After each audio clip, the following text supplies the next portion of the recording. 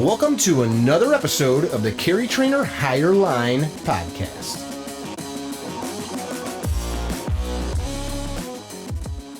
Well, hey there, guys. Welcome to yet another episode of the Higher Line podcast. We are out in the movie set for the next Dune, I feel like. We've been out here eating dirt all day. Mickey with CarryTrainer, and I have got out here Ryron Gracie. How do you say your name properly? Ryron. Mm-hmm. I've been asking like 18 times. We had some of the southern boys calling you. What did somebody say? The R is silent? And you politely said, no, it's not silent. It's he. Ryron. I like it. Who are you? Ryron Gracie, part of the Brazilian jiu-jitsu family, the Gracie family. I live in Los Angeles, California. Been teaching jiu-jitsu, been training jiu-jitsu my whole life. So who I am is a person like everybody else, like all you listeners and you and everybody. But I'm very fortunate to be part of a jiu-jitsu family and growing up just having grappling since I was a baby. That's cool. Mm-hmm. So literally like a baby. Yeah. Like dad put you on the mat. Yeah, I did it with my kids. All the kids do it. You grab a child and you just move around with the child. And you lay them down and you put them on top of you and you do the moves for them. And the child just gets so comfortable so quick with that closeness. And it's no wonder you become 17, 25, 30, and someone's on top of you, pinning you to the ground. It's no problem. You know how to stay safe. Mm-hmm. You figured it out. How old are you? 43. So you've been doing it for 4 decades-ish. Long time. Yeah. Is it like, I know some different men from your family, is it ever like too much? Like do people expect certain people things? In the family or outside the family? Both. I guess let's go inside the family. Like I'm sure there's a lot of standards. Yeah. Yeah. Does that ever get to be like too much? People in the family for sure have expectations. You know, the Gracies are known for so many things. Many of them are amazing, beautiful things, and some are, not the best. But I think, whether it's taking care of yourself, eating well, nutrition, training hard, those are probably 2 of the big ones, right? Eating good food and eating good food came from a place of always being ready. You can't afford to have a stomach ache because you ate junk food and now you're not ready to defend the family name, because it was all about proving the effectiveness of jiu-jitsu, but also proving the Gracie family's superiority in terms of, the Gracies and their students are just the best fighters in the world. So, you have to say that, because I know some people that would disagree, though. So how would I don't think right now, now the Gracies are the best because everybody's doing jiu-jitsu. So is there a Gracie world champion right now in MMA? No. But that's not even the objective anymore. The goal now is that people understand the importance of what the Gracie family made known, which is you have to understand distance management. You have to, learn how to conserve your energy. You need to, be comfortable on the ground. Better yet, be comfortable on your back, because you might fight somebody who outweighs you by 60, 70 pounds. And you might end up on the bottom of the fight. And if you don't know how to be comfortable on your back, then you panic, you overreact, you turn, you give your back because you're not comfortable on your back. So, but back to the expectations. The expectation is that, you train hard, you eat well, you live with respect and honor, and you do the right thing. And that pressure is pretty strong within the family. So it's a pretty judgmental family. So when you do something that's like not quite in line, people will judge you sometimes, even though they might not do it quite in line, which I was very fortunate that, growing up with my grandfather, Helio Gracie, as, one of my main teachers. And then my father is Rorion Gracie, they pronounce it Rorion. He's the creator of the UFC, one of the co-creators. And my uncle Hoist, the 3 of them just being the male figures in my life, they were super chill in terms of their expectations of me. And I looked up to them so much that it wasn't very difficult to do the very basic things. Just don't drink alcohol. I didn't do drugs. You know what I mean? I was just a very simple kid and I did jiu-jitsu. So I was always on their good side. I never felt judgment like, hey, you're dropping the ball, where I saw sometimes from them or from other elders maybe judging other people in the family because they would do something really simple, like eat some food that wasn't the healthiest food. Maybe I did that, but I didn't get caught, right? And something like that makes a big difference. And they look at you like, okay, yeah, you're an example, you're on the right path.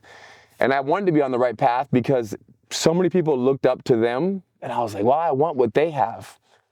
I want that respect. Yeah. And you know, fortunately, I have got a fraction of what they had because they were at a time where the UFC had just started, so the explosion of the UFC, and they were in the center of it. And I was just 14, and here I am, you know, 30 years later. And of course, the whole world has for sure recognized that jiu-jitsu is essential. And I get a little fraction of that Gracie family, like, yeah, thank you, Gracies. That's cool. That's good for business, right? What do you think you'd be doing if it wasn't for that? Because you and your bro run a gym and a business, right? Jiu-jitsu is, you know, it's not the highest paying job in the world, but it's so rewarding. So the type of people. Jiu-jitsu is so rewarding. There's so many people that walk in. It could be a 4-year-old kid. It could be a school teacher, a police officer, like all walks of life. And people come in and they need help. They need help feeling more confident in their own skin and their bodies. And jiu-jitsu does a lot for showing you your potential. And we've seen tremendous results. And, you know, sometimes my dad always said he'd only teach a class sometimes.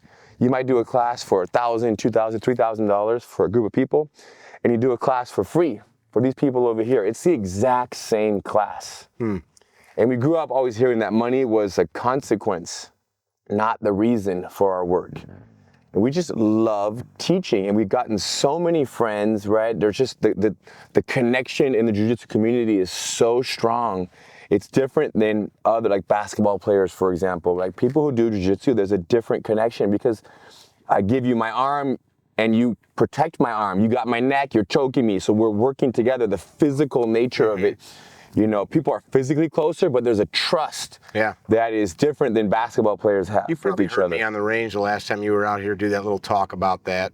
Do you remember that? I don't Like why we bow to our partner?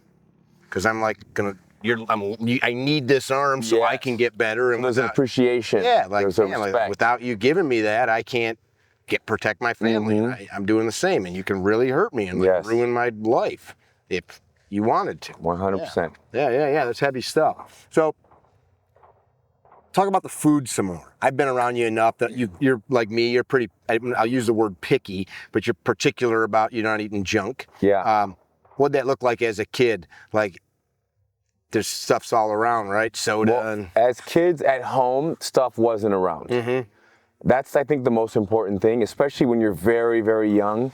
You know, as a kid, if you don't have Cheetos and licorice in the pantry when you're 5, 7, 8 years old, you don't really look for it. Sure. Now, of course, when you're out at a birthday party and you get introduced to something, you're like, wow, this is amazing. But oftentimes, it's not even amazing. It might be too sweet.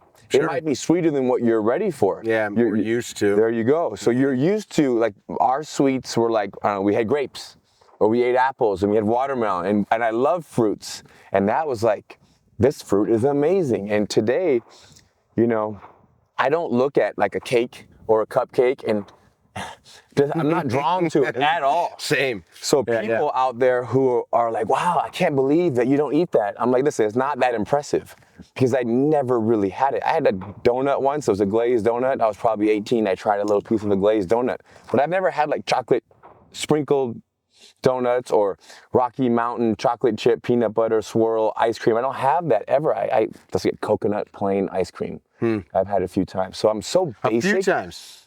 Wow. Yeah, like a coconut milk ice cream, like, you know. And you've never drank alcohol? I had a sip one time when I was like 13 at some kid's garage. The day I had a fridge full of Budweiser. It tasted horrible for a 13-year-old. Same thing. My palate wasn't ready for that. So then I'm like, why would I ever do this? It's not good. Like I can eat like raw cashews. Sure. If you put a bag in front of me, it's dangerous. I can eat like 300. I have to, it's bad. And people are eating Cheetos or Skittles. Sure. And with me, it's like, get the cashews away. And they're raw, organic cashews. So, yeah. And I'm so grateful that some people would say it was extreme. You know, you have parents who are like, the kids got to enjoy it. Let them have just a little bit. It's a birthday party, but birthday party every 3 weeks, every month and a half. Sure. Yeah, I grew up with some kids, like friends I knew, like would have unlimited supply of candy, pop, soda, wherever you live. You might call it something different. That's garbage. Yeah. That's garbage for sure. And the thing is that to train your body to appreciate, like you were eating grapes earlier today. How good they taste? Grapes? How good they taste? Did you want some of those grapes? I wanted one. You wanted one. Or the pineapple. How good did it taste? It's good. Oh, he was watching me eat. Yeah. Creep. What if I had some cashews? Would you come over? No, I had my own. I brought. Oh, you had your own. Keaton wanted my nuts. I brought my treats, my own treats. What did you have today for lunch? Well, I don't. Yesterday you had like some nut butter. Yesterday was like 7 different nut butter with 2 bananas, which was super good. I had a big breakfast in my van, so I was like, I don't want that much food. And a drink of water. For breakfast? It was No, I eat pretty good. I eat 6 eggs, I eat avocado, I like those rice cakes or like, Ezekiel bread. The eggs? Am I? No, but how did you cook them? Like, what were they? Scrambled? Yeah. I don't know if you hard-boiled them. No, scrambled eggs, yeah. Out here, like you saw, I probably had a couple hard-boiled eggs the last few days. I can boil them in the morning and throw them in the cooler and just... Easy. Yeah, a little protein. It's not that hard to eat good stuff. To eat well. That's true. I like this idea of, you've probably heard me talk about it. You've been out on the range with me enough. This idea of like why we're training is to be alive, to enjoy life. It seems kind of strange, like go learn to shoot guns or grapple and then trash your body. Oh, yeah. Food and like, what are you actually, you might enjoy shooting or grappling and not even care about being healthy. So there could be that. But like for me, it's about being able to protect myself. Part of the reason why you train, yeah. Or most of the reason why we train is to be safe. Yeah. So you might as well eat to be safe. Yeah, it makes sense to me. My dad says it all the time. Same thing. What's he say? He says, how are you going to train all these techniques to defend against a headlock, not get knocked out, and then go and eat junk food? The chance of you getting in a street fight is probably much lower than the chance of you having some kind of diabetes or heart disease. Or those are, especially these days, they're really growing. Do you share this with the students at school? Is it like something that we do? Yeah. My father often says that we teach people jiu-jitsu, so they're like, okay, you have their attention, and then you bring up the idea of making better food choices. If you're like, hey, come eat better food choices, I don't want to go there. But like, come learn some cool arm bars. Come learn some takedowns, some chokes. Then all of a sudden, everyone's like, yeah, I want to be tough. And then they show up, they start learning that you have your trust. And then a lot of it is example. You could tell people, don't do this, don't do that. But people see you, people watch you. And when you hang out you go to a restaurant and I just want water. And people who are ordering Coke, they're like, they notice it. It could be 2 times, 5 times. Could be, we could have an event for our school and we don't eat the dessert. Matter of fact, we stopped having dessert brought to we have like maybe, 60 employees and they bring their +1s and their kids at end of the year dinner. I don't even like the dessert being served at our Christmas party. Now, of course, people are like, oh, we really want it. And we're like, sometimes we bring it out, but the example is the powerful thing. And that's how we grew up. We just watched our parents eat and we followed their lead. Sure. There's nice desserts that you can eat that are not unhealthy too. Yeah, like a date. Sure, I love dates. Yeah, me too. Yeah, dates are great. I got dates in the truck. You want a date? I got some too. I'm gonna get us a date. Keep talking. I don't want to. I'm not a big snacker. I'm starving. I'm hungry too, but I don't like the idea of just having one date. Oh, you can't? No. You can't just have one date? No, when I eat, I want to eat. You have self-control, man. I do have self-control. So can't you just have one date? I just want digestion. When you eat one date, then all of a sudden. No date for you? Yeah, I'm okay. I have some good ones in the cart, just like that, Majul. Best. I love it. So, but yeah, it's a great dessert. I was talking all day. I burned more calories than you. Yeah, you did. Mm-hmm. It was jogging. You're pretty loud. You were just laying. I am loud. Yeah. Unlike your gym, there's gunfire out here. Yeah, you got to be serious. And the wind. We just wear pajamas on mats all day. That's true. Super soft. Something we're talking about, though, is actually kind of interesting. So the first time I walked into a jiu-jitsu gym was the late 90s. And MMA was just starting, right? At the UFC, not MMA was just starting, but UFC was just starting. And there was all these guys, some of them made it to UFC. And I remember dudes like living off Wendy's cheeseburgers because they couldn't afford, they were just living in the gym, sleeping on a pile of friggin' dirty geese in the corner, scrubbing themselves in a sink because it wasn't like a legit building with showers and stuff. Yeah.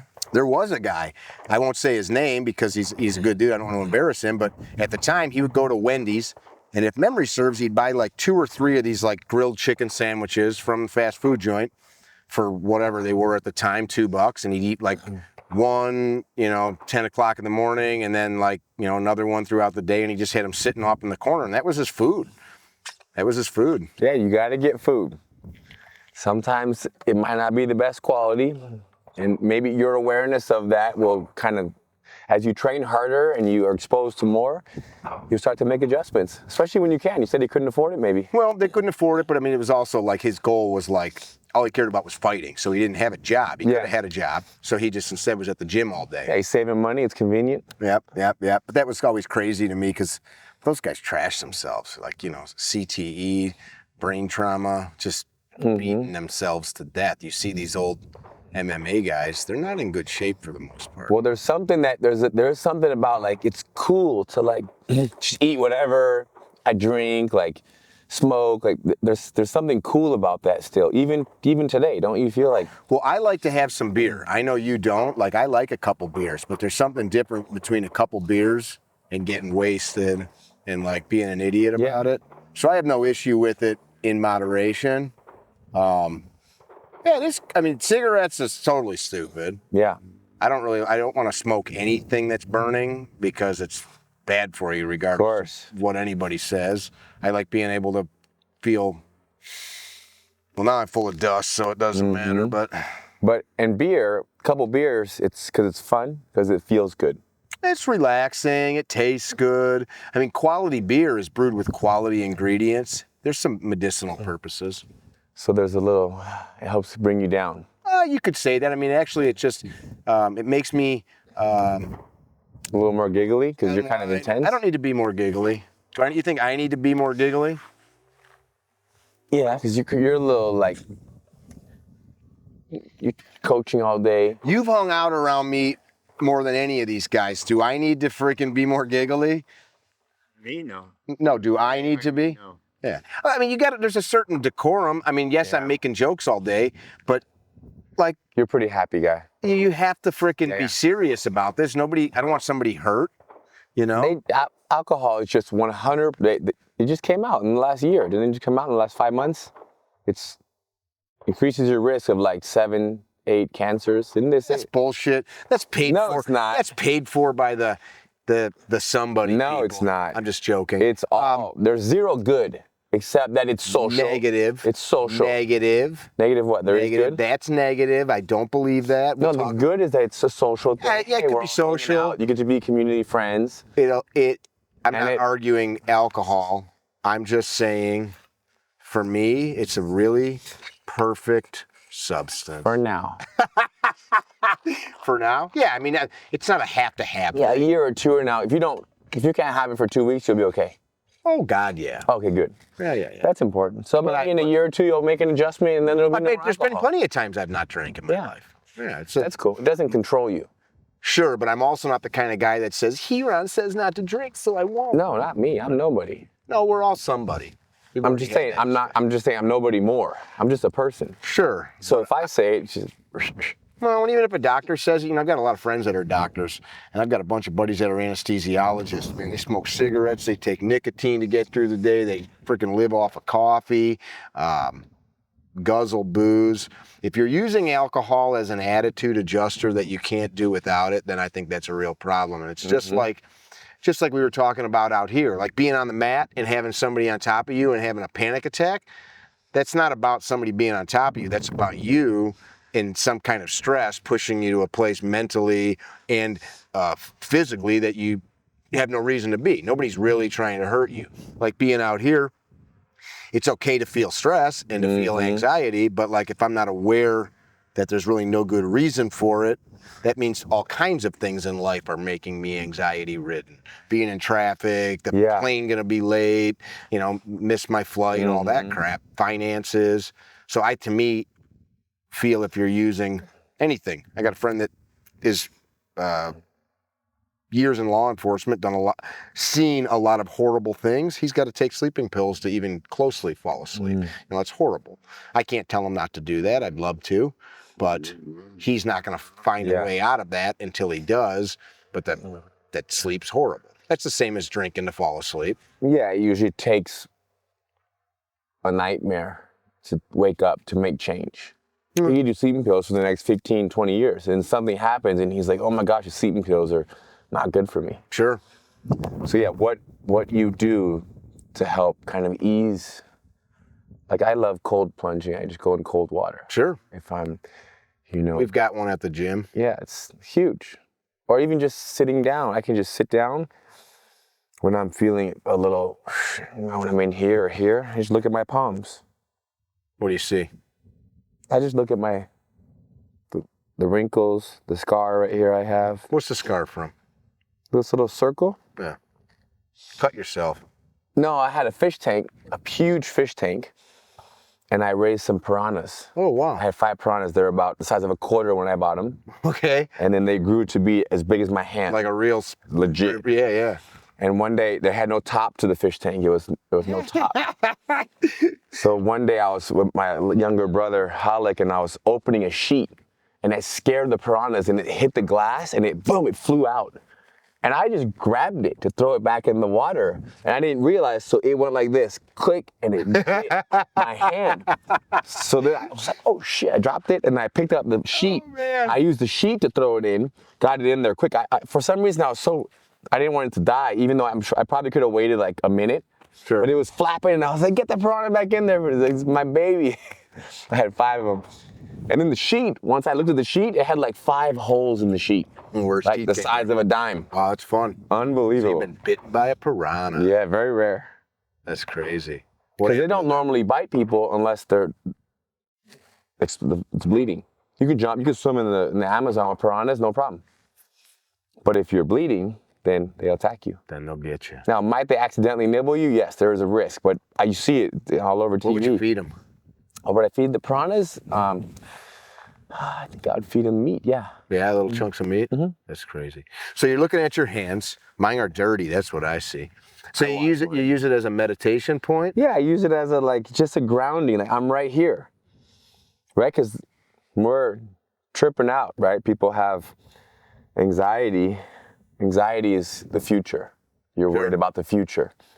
So when you worry about the future, right, whether it's finances, it could be your relationship, it could be, your business. I just look at my hands and I'm like, everything's okay. I just like looking at my hands.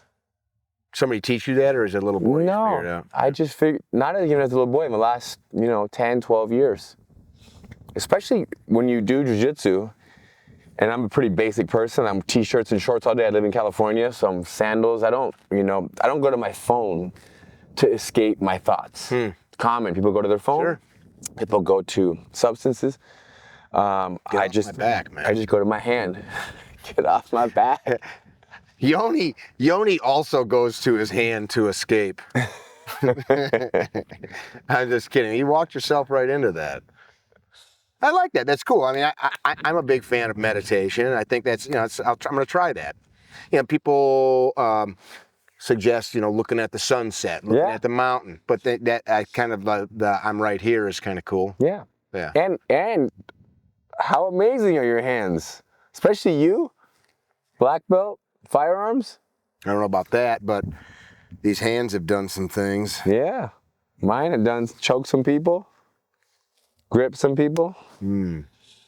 Talk about your career in jiu-jitsu. Did you ever do any MMA? No, I thought about it many times. Growing up as kids, we were always, my Uncle Hoist, he fought the first UFC and just put jiu-jitsu out there and fought a few more, had amazing fights. And so we grew up like, maybe we should do this too. We're supposed to, which is kind of an energy from some people that like, yeah, you should fight MMA. Especially those that fought MMA, they really like that you do it because it kind of like every time another Gracie fights MMA, it brings attention back to the people who did it first. So I think selfishly, it's like, go do it. And then, hey, yeah, that's so-and-so's cousin or brother or uncle or, or nephew. So it hypes them. But in terms of us fighting MMA, I like the idea a lot. Like I said, my dad's a co-creator, and we had an octagon in our UFC, in our academy when we were growing up, small octagon. That was in California? Yeah. But as my father removed himself from the UFC because one of my Uncle Hoist's fights went too long, and the pay-per-view window, I believe, was 2 hours. And they only gave like 15 minutes, but the fight went like 18 minutes. So they had to cut the live broadcast. So hundreds of thousands of people didn't get to see the last 3 minutes of Hoist choking Dan Severn. So they refunded everybody because it was a tournament and he was the champion. So they missed the champion winning the fight. So then my dad's like, oh my gosh. And they said you have to add time limits to the UFC. It can't be no time limit anymore.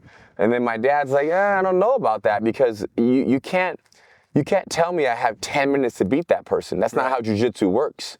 Jiu-jitsu works, you fight, you defend yourself, the person tries to beat you, you stay safe, and when they exhaust, then you go and beat them. So there's a lot of, waiting for the right time, you're efficient, especially when you're fighting somebody who's bigger, heavier, and stronger. Against Dan Severn, he was a monster, yeah. Still is a monster. And there was no weight classes, no time limit. So now you have, the smaller guy has the pressure to win, or the jiu-jitsu, the art of jiu-jitsu itself is not about going through someone, it's about keeping yourself safe. And that was proven over and over again, thanks to Hoist, as well as many other people who fought, who represented jiu-jitsu in other arenas, in other, productions. But so us fighting, it became this thing where the UFC, now my father sold his interest of the UFC, he moved out of it, and it went on to a guy named Robert Meyerowitz, and then he had it for a little while, and then it went to the brothers in Las Vegas, and Dana White. So, but the point is they had time limits now, 5 minute time limit, three 5-minute rounds. And it became less about the martial art and more about the athlete. Because when you have no time, okay, what art you're in the street, that's the whole idea, is to duplicate what would happen in the real world. Two people get in a fight inside of a street, side of the road, and you see what happens. So when the time limit started, jiu-jitsu could no longer do its magic of let the person wear them out. And my Uncle Hoist always tells a story of like, I can kill a shark.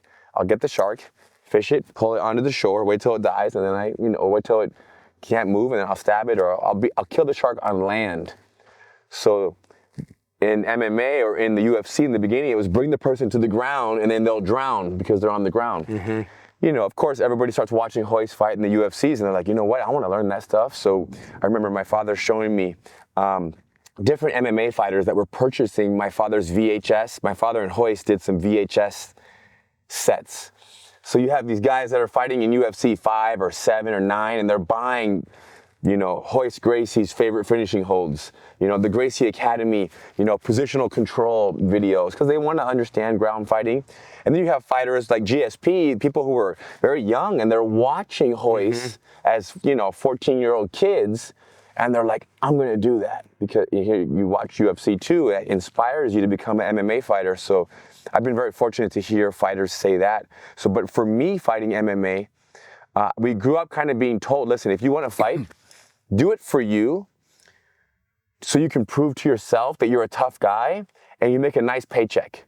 Don't do it to defend the Gracie family name, and don't do it to defend jiu-jitsu or to promote jiu-jitsu. Jiu-jitsu's already been proven. You don't have to prove it.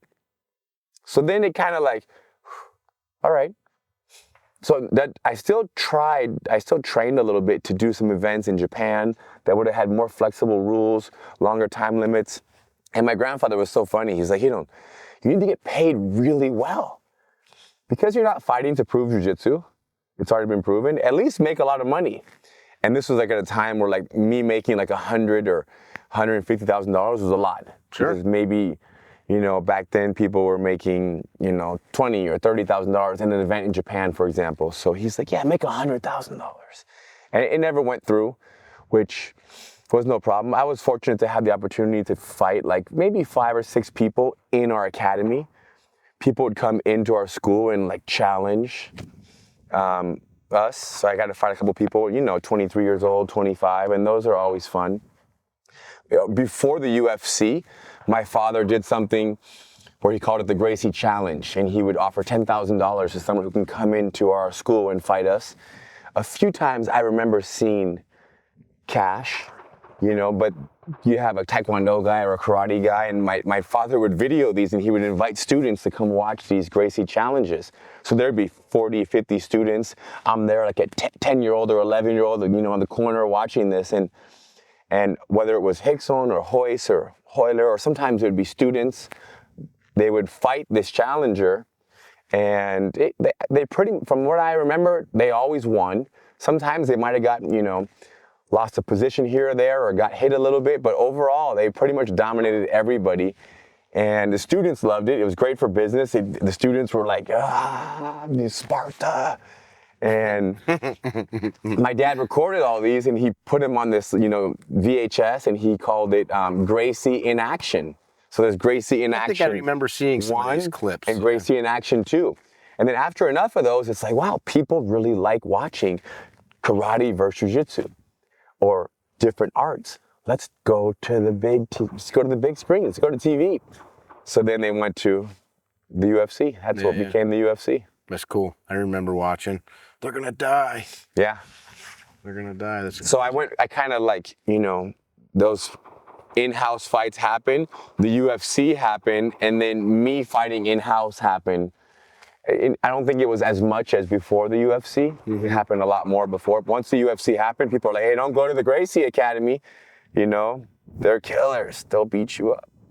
As a non-Gracie, people talk about the Gracie family, and I've heard various people say who the greatest Gracie grappler of all time is. Who is it? I mean, I can't really say that. You can't? Because it's tricky because everyone had their time. Mm. Right? So many Gracies have had their different windows. And I'm very careful to put it on a Gracie because, But we were just talking about Gracies. Yeah, but is it the Gracie or is it how they were trained? Is it jiu-jitsu? Like, what's special, the individual or the art? Well, I was always told that, how'd you say Hickson's name? Hickson. That he was the greatest. But then somebody else told me that Hollis's father was. Yeah, well, again, they've all had fights that you're like, wow. Sure. Look what they've done. You know what I mean? Whether it's who they fought or the skill of the person, the size of the person, you know what I mean? So I've been very fortunate to be at so many of Hoist's fights. Like, Hoist fighting, like, just for over an hour. It's just, that's impressive. Sure. Like, in my mind, that could be something that could make you one of the greatest. Yeah, that's a serious But then Hickson fighting Zulu in Brazil, also, the guy was a monster, could make you one of the greatest. So it's tricky. And then my grandfather, way before everybody, the first one to do it, I don't know. I don't know who the greatest is. If you had to pick. Had to. I mean, you had to pick. And you say greatest, like fighting a challenger or whatever, the actual art of jiu-jitsu? The art. Me. All right, I like that. Why wouldn't you say it? Of course. I would like that. Why wouldn't you? Yeah. You feel that? Well, it's important that I say that because just so people know. Part of your sales pitch. That I'm the greatest. I'm just saying, like, technical understanding of jiu-jitsu. So you feel that about yourself? Yeah, like yeah, I'm the greatest. Do you really feel that though? I have no pushback. I think so, yeah.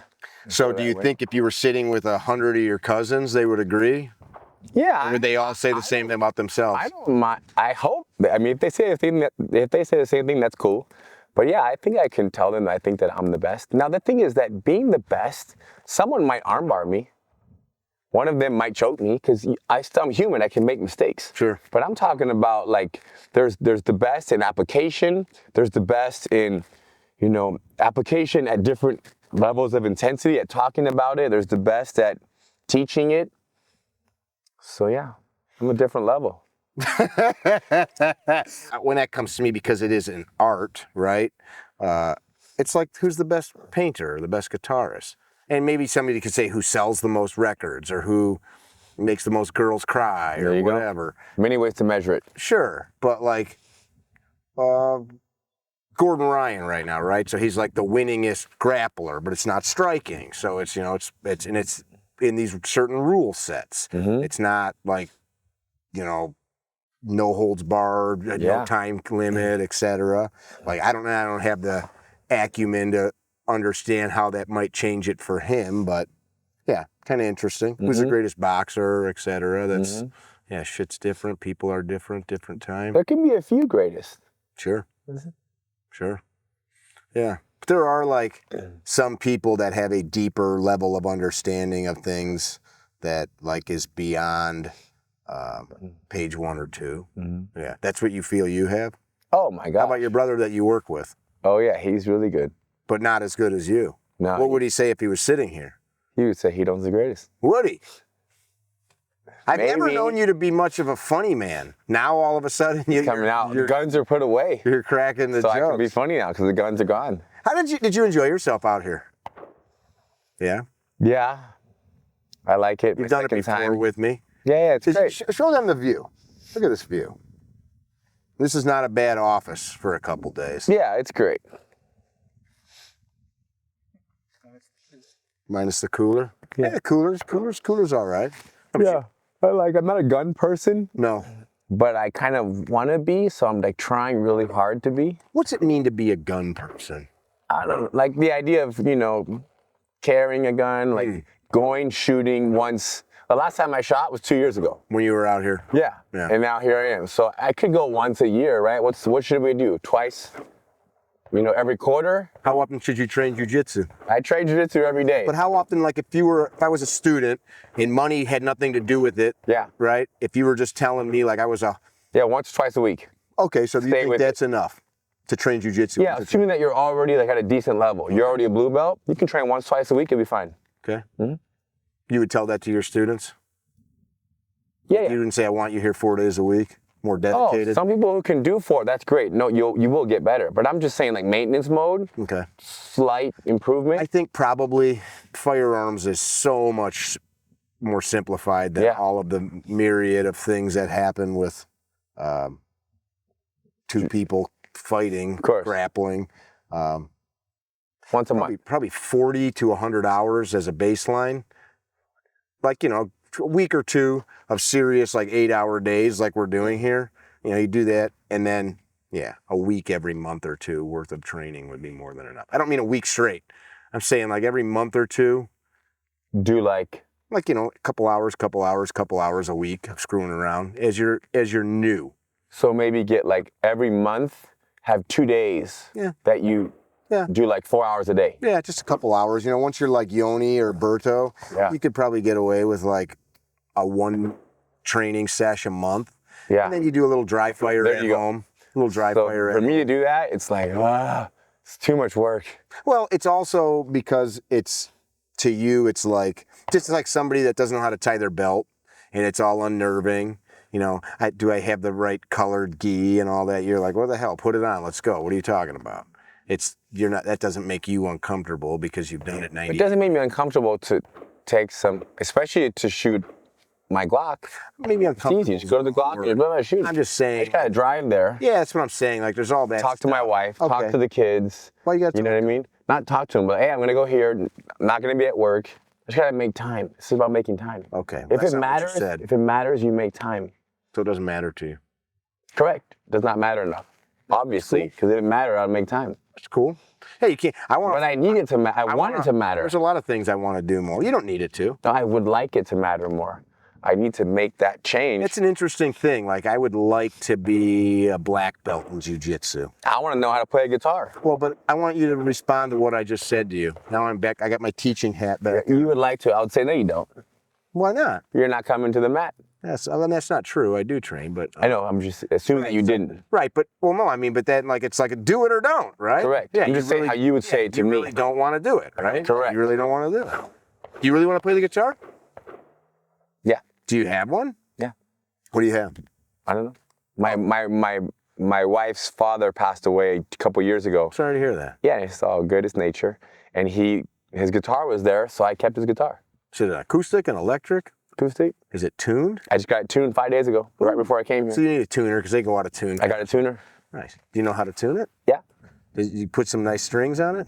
I didn't do it. My friend did it, and he showed me how to confirm that it's tuned, how it shows the right Very spot. cool. Did you learn some chords? No, I haven't learned anything. But there's a guy named Justin Guitar who has a cool online course. There's so many. He's a jiu-jitsu guy. There's so many now. So I'm going to go on his website, and it's supposedly if you learning online, like in a linear program, it's probably better than a private class. It's just like the most basic stuff. You just do it by yourself. If you've got the aptitude for that, you'll be a good. You're a good student. I was giving the advice, thank you, to put it, like have it out, like not have it in the case. Get a guitar stand, have it next to your couch or wherever, and just so you always see it. You just always grab it. I'm not a very good guitarist. I played one my whole life, and I'll just sit down and, like, when I'm alone, just strum it for a little bit. It's nice. It's therapeutic. That's cool, yeah, especially in the van life. Yeah, bring man. a guitar. We could get you. There's a couple companies. Taylor makes like a little miniature travel one. It's still got the same size neck, but the body's a little smaller, and we could sit out here and not smoke anything. We could eat grapes and dates and play some music in the desert. Yay! So, do you know how I first heard about you? I don't know if I told you this. Really cool video you did. And I was thinking about it today, this morning, that you did a video where you were sitting down and you had a bunch of like red water representing the blood. Oh, that's an interesting one. Yeah. That was like amazing. I don't know how it got to me, but somehow something happened. I think got a lot of traction. But it was really cool how when you get hit, and this is how much, 1 pint of blood, 2 pints, and you were just pouring the blood. I think I was sitting on like a sheet or something. Yeah. And I was like, damn. And so it came from the side of learning a tourniquet. That's what it was for? I think it's a tourniquet. We were just talking. Yeah, we were talking about that. Yeah, traumatic bleeding control. So that's another important thing that I believe I need to learn, which I have a tourniquet CPR. and I've learned it. I've done CPR, but the idea of, keeping people safe. I love the idea of being able to help. So we got to get you into a stop the bleed program. Stop the bleed. So started with bleeding, and then I was like, oh, he's a firearms instructor, and started watching. And then I saw people that you knew that did jiu-jitsu, and I'm like, okay. This guy's not a total loser. I can trust him. I don't think so. You cannot trust somebody just because they do jiu-jitsu. No, but the trust transference, he knows Henry, he's... Okay. He must be. And here we are. And here we are. We're all people. I've done some sinning in my life. But Henry's a good man. My coach, Dan, I'm really grateful he introduced me to him years ago. I had taken a hiatus from jiu-jitsu. My kids were little. I'd gotten injured a couple times. And Dan had called me and be like, dude, I got this guy coming into town. I'm like, I never heard of that dude. I don't care who he is. Originally, the guy I trained under was Jeff Curran. You know Jeff? Yeah. Yeah. And so, I Pedro Sauer was the guy that, that I knew. And it's like, I don't know, Henry. And now we're dear friends. But yeah, Dan, he pushes. He's a hard charger with the jiu-jitsu. Yeah, when you know you're going to like someone, he didn't want you not to meet him. Yeah, we've become good buddies. We've traveled to Costa Rica for his camps. Yeah, good people. I'm very fortunate. Jiu-jitsu for me is probably outside of family, and even more so than work, because work is work and it's important, but it's given me more than really anything else. More than you expected.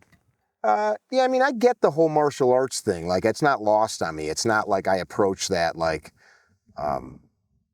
ignorantly or sophomorically, but some of the best friends I have, there's 4 groups of people, and we travel together. Derek and Brian and Dan and me are like the 4 men, and then their wives, all great people. Yeah, I mean, it's all people that will show up night after night, day after day, and I feel bad. Like I've been on the road the last few years. Like I'm a horrible training partner. I've been gone when my training schedule was different. I'd be at the gym, 3-4 days a week. That's changing. As I get older, I can't be doing this on the road craziness. But hey, you get around people, you have the like mind. Derek just won PANS, for his age bracket last week, whenever that was. And now I'm sure he'll win worlds. He always does. But these are like people that are very seriously dedicated to it. And just as important, they're dedicated to like the kids that come there, the new people. It's cool. It's cool. And they become good friends. Yeah, good friends. Yeah, it's a special kind of a thing when you can. I don't see it as much in the striking arts. There's something about physically rolling around, and we joke about it. You've heard every gay joke about grappling, and it's not just jiu-jitsu, right? Like freestyle wrestling is way gayer than jiu-jitsu. Singlets, there's no good. You don't have to have a singlet on there, right? So, but we have it. But yeah, that closeness. Yeah. And it's not actually sexual in nature at all. But you don't. You could be on your ground with your legs spread, with me between your legs, and my hands are on your tummy, and we just stop training for a minute, and you're bullshitting, telling me about this new set of tires you just bought, and like sometimes it'll dawn on me, like, man, if I was just like at work at the carpentry job, and me and some dude, were just wrapped up here, my hands were on his tum-tum, and we're talking about his new Chevy truck or whatever, that would be very bizarre. That's a funny idea, like jiu-jitsu positions in public. And no, we're just talking. And then you film the reactions. So that's what you do. We're just doing jiu-jitsu. Yeah, that's right. Yeah, north-south, just like in the park. But the truth is, though, it does build like a different level of trust with somebody. And you can't touch somebody a bunch and not develop that. Yeah. And there's people you might not like. Maybe they're a bad training partner. Maybe they stink. Maybe they're not showering and stuff. And you don't have that. But anyway, it's been a wonderful part of life. And as people get older, they often don't have as many friendships because you're so into your family, you're so into your job, right? When you're 16, 14, 21, you're out and about. You start having kids, start getting married, all of a sudden your circle of friends starts to get smaller. Yeah. Which is not good. Yeah. Especially for men, it's cool to hang out. Look at people here shooting, hanging out, they're loving it. Yeah. And some of these guys are a lot older than I am, and it's, I can imagine for them it's even more important. I'm very fortunate to have so many people around me that are friends all the time. But jiu-jitsu is a place to where you can for sure build connections. And they talk about how connections, right? Your quality of life is measured many ways, and one of them is the good energy to having people around you. Right on. Community. Yeah. RS12 event, which is pretty cool. Z Durham, Paul Sharp, the friends I just talked about, they all attend it. But we'll bring the mats down there. And it's not part of the training, just after hours. Like the guys that train will throw them out. And you're freaking working, like you guys have both been there. You're working your ass off all day. And it's just like, we'll throw the mats out. And it might feel like this out. It could be even cooler. And somebody will pull a big speaker out like mine, start jamming some tunes, and you just, go throw a gi on or some rash guards and roll around for a half hour or an hour, somebody showing somebody something. And all the people that don't train will grab a drink and they filter up there and just sit around the mat and just watch, and they're like, well, this is weird. And some of them will try, won't they? Yeah, it's great. But then what we've seen is like dudes lose 100 pounds a year later and they show up with a blue belt the next time I see them. Yeah, so it motivates them. Yeah, and they're like, because it's like very, super, super cool. Or some dude that's like a badass or thinks he does has Yoni, who's a super physically active guy, but not a huge man. What are you, 5'2"? I'm just kidding. 5'7". You're 5'7", like 120 pounds. 158. Whatever. I went small on. I hear you. But you're a small-statured man built for speed. And like he'll climb up on somebody. I mean, you know the routine. And then they feel like diminished, and then they go and. Which is a very common story. Yeah. I walked in there and I thought I was gonna do this and this little guy got me and just, wiped the mat with me. And then they go lose a bunch of weight and start getting flexible, or just even the moving around. Like, it's so healthy. Like, I was talking about this with you the last time I saw you, just like doing line drills, shrimping around on the floor. That is like if old men did that every day, every morning, like your hips are loose, your knees are loose, or just getting on the ground and getting back up. Yeah, if you don't use it, you don't do it, you lose it. Yeah. And to me, I was just like, I guess the point I was driving at, it's not just about the grappling, fighting part. Correct. Just all that moving and you're sweating. And yeah, the key is that when you do start grappling, that you find a place, a school that has a beginner program, that has a safe environment, that's clean. Because people are afraid of being embarrassed and getting injured. Yeah. And if you go to not most, people are catching on, but lots of jiu-jitsu schools, they have beginner classes and they have more advanced classes. The problem is, not enough people walk in the door to make beginner classes make sense. You might have one beginner or two beginners. So then before you know it, the instructor merges it and says like, everybody just comes in at 11 a.m. or 7 p.m. Those are the two adult co-ed classes. The problem is that now you have 19 guys that have been training for 4.5 years plus to 2 years. And then you have someone who has 8 classes and they're like, I want to do this. And they show up. And who do you cater that class to? Sure. It's often catered to the majority. Right. So then the guy who is very new is not really learning basic things. And then he wonders why, he doesn't wonder, but he's drowning for 2 months, 6 months. He's not learning fundamental techniques. In the frying pan. Yeah. And then the school wonders why they've been open for, 12 years and they have 75 students or 140 students. It's because you don't have a place to build people's foundation. And it's tough because to be in a class for an hour, to come to work an hour early, whether it's in the morning time, because jiu-jitsu is usually like 10, 11 a.m., noon, and then it's like 5, 6, 7 p.m. There's morning and night shifts. So to come in an hour early for one person, you don't want to do that, but you'll come in for like 12 or 14 people. So I would just caution all jiu-jitsu instructors, you have to be okay teaching 1 or 2 people. You have to market your school. And then when they show up, you just go. You just don't stop. Before you know it, you're going to have 2 people, 3 people. And you get the word of mouth out there. And people are going to say, this school is safe. They got a beginner program. And because we personally, we have a lot of schools around the country and around the world, and we can confidently say to people, go to this school. They're going to take care of you. And in the beginner classes, the chance of you being embarrassed is so low. The chance of you being injured is so low because they're not fighting at full intensity. They're not being taught super complex techniques. So it's a much safer environment. It's the ego. People are afraid of doing something different, and you go out there, you're a grown man, you're 47 years old, and it's like, hey, do this, and you're upside down, but the move is too complex. You shouldn't even be learning that. Why'd you pick my age? Are you 47? Yeah, what the heck, man? How old were you when you started? The first time, 22, 23. Yeah, something like that. Were they beginner classes? No, dude, I got injured. I mean, these guys were just beating the shit out of each other. There you go. Yeah, I mean, it so, was... And how many people stick with it? How many guys were around that when you were 22 that might have been 25, 30, 45? I know a bunch of those guys now that are, brown belts and black belts, and, they... But lots of people fall off. I was going to say, a lot of them fell off like I did because of injury and things like that, and... You've got a, that's kind of like a buyer beware thing. Like I told the story sometime this past couple days about some unsafe firearm instructor stuff. Like if people are hurting you, you got to go, I can't be here. I got a girl I know that had to have surgery on her breast. A little 120-pound woman had like jiu-jitsu? Yeah, because some 260-pound guy was spearing his knee.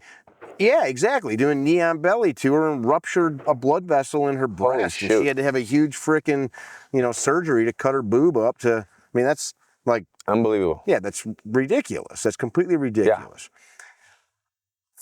Final words. How do people find you? What would you leave people with if these folks that are watching and listening never saw you or heard you again? You were just gone. Yeah, if I could leave you with one thing, it would be to... stare at your hands. Stare at your hands. I guess just always prepare yourself. Just work on yourself.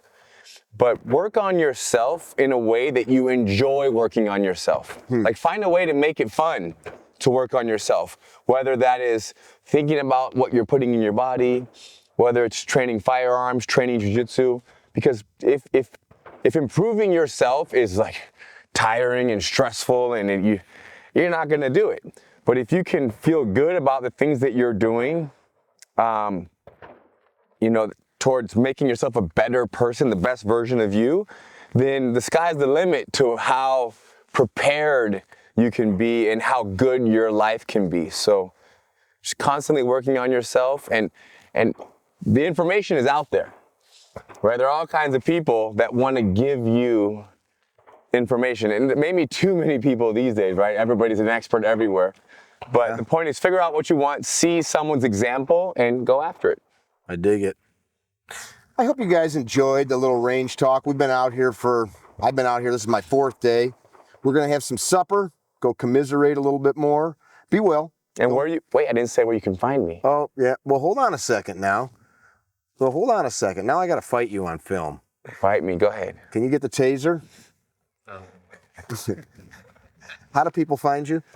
Gracie University, and if you're ever in the Los Angeles area, it's Torrance, California, Gracie University, it's guaranteed, not only Gracie University, but any one of our GracieUniversity.com is our website.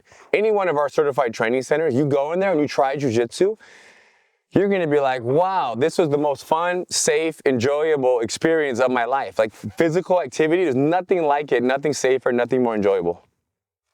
I like that. GracieUniversity.com? GracieUniversity.com. We'll cut there. Be well, don't be dickheads. Tell somebody you love them.